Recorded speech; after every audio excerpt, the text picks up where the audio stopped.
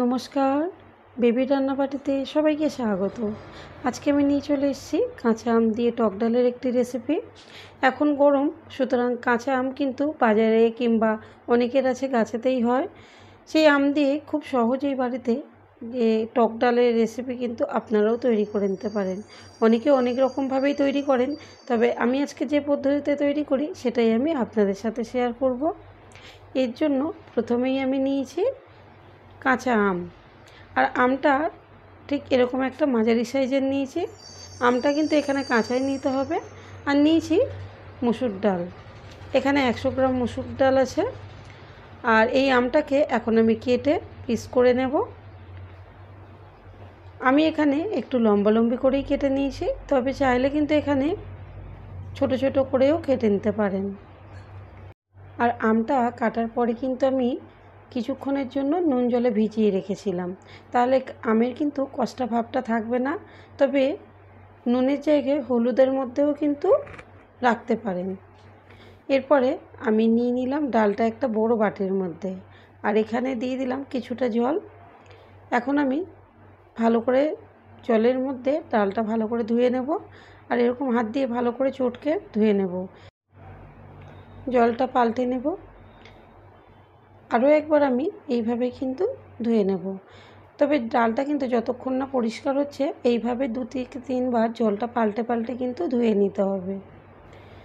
আমি এখানে জল পাল্টে 2 বার ধুয়ে নিয়েছি, এখন পরিষ্কার হয়ে গেছে। এরপরে দেখুন এখানে ডালটা কিন্তু পুরোপুরি পরিষ্কার হয়ে গেছে। এরপরে আমি ডালটা রান্না করার জন্য দিয়ে দিলাম 1.5 গ্লাস জল, আর জলের মধ্যে এখন আমি ধুয়ে রাখা ডালটা দিয়ে দেব।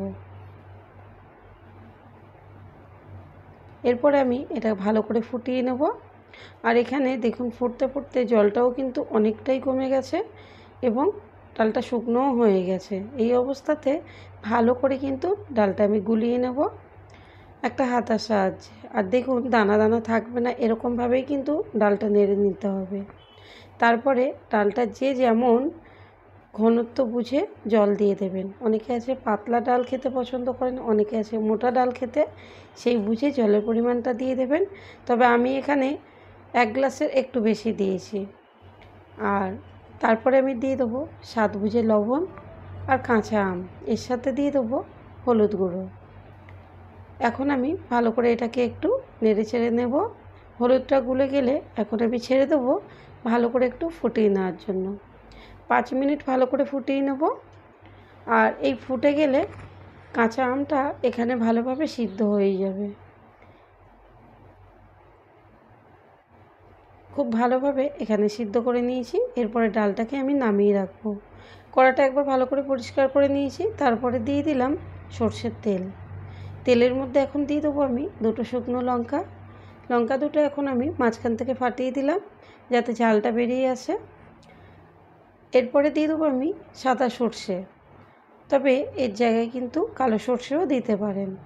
তারপরে আমি ডালটা এইভাবে দিয়ে দিলাম ঢেলে। ভালো করে এখন আমি ফুটিয়ে নেব 10 মিনিট। তারপরে আমি দিয়ে দেবো 1 চামচ চিনি।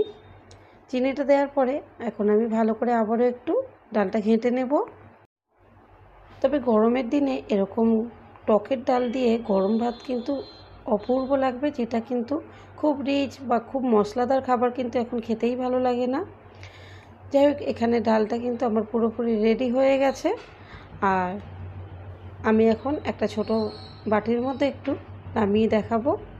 এখানে বলে রাখি, যদি টকের পরিমাণ অনেকটা বাড়াতে চান তাহলে কয়েকটা আম একটু ঘেঁটে দেবেন, তাহলে টকের পরিমাণটা অনায়াসে বেড়ে যাবে। আর নইলে রান্না করতে করতে আম থেকে যে টকটা বেরিয়ে যায় সেটা কিন্তু টক ডালের জন্য একদম পারফেক্ট। এখানে আমি একটা বাটির মধ্যে নামিয়েও দেখালাম, এটা দেখতে কত সুন্দর লাগছে। তাহলে এই গরমে এইভাবেই একদিন বাড়িতে টক ডাল বানিয়ে ফেলুন। আর কেমন লাগলো সেটা কমেন্ট করে জানাতে ভুলবেন না।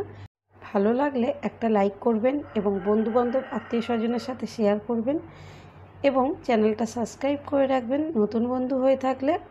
দেখা হবে পরের কোনো রান্না নিয়ে। ততক্ষণে ভালো থাকবেন, সুস্থ থাকবেন।